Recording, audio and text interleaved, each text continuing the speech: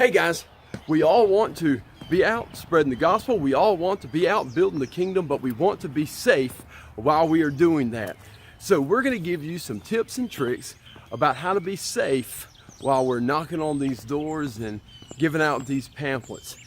First thing that you can do to make yourself more safe while you're doing this is just be aware of what's going on around you. In the law enforcement world, we have a special word for this called situational awareness. And basically that means being aware of what's around you.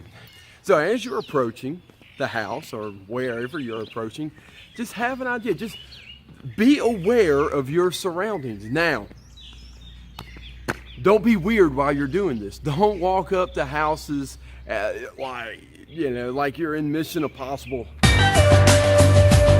That's just weird. That's weird, okay? And if you look weird, people are going to think you're weird. And if people think you're weird, it's going to be counterproductive of what you're trying to do.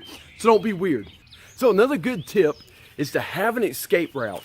As you are walking up to these houses and you're coming down the driveway, be thinking about, where am I going to go if things break bad? We bounced out.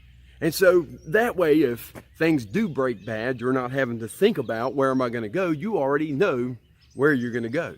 Another good tip is that once you are next to the house, take a second and try to listen to see if you can hear anything going on inside of the house. Yelling, screaming, glass breaking. Maybe a good time to come back later. Not today. So more than likely, the most dangerous thing that we're going to encounter while we're doing this is a dog. And so what do I do if I'm being approached by a dog or if I'm being charged by a dog? Well, there are two reasons, typically, that a dog will bite a person. Either A, that person, or bite anything for that matter, something has presented itself as prey.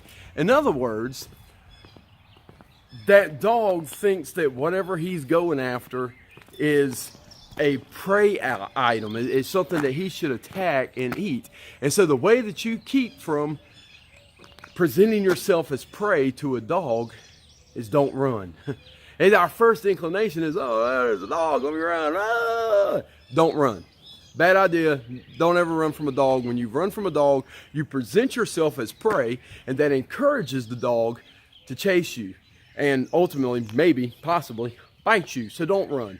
The second thing is the other reason that a dog will bite a person is if that person presents itself as a threat to that dog. So in other words, if you bow up at the dog or you make eye contact with the dog, kind of like, Hulk Hogan, brother, it may make the dog mad. Now, I will say this, that 90% of dogs out there, that's going to back them down. But for the 10% that it doesn't, they're going to eat you if you do that. So that's a bad idea too. So the best thing to do is what we call going submissive. Okay, and it's pretty simple to do.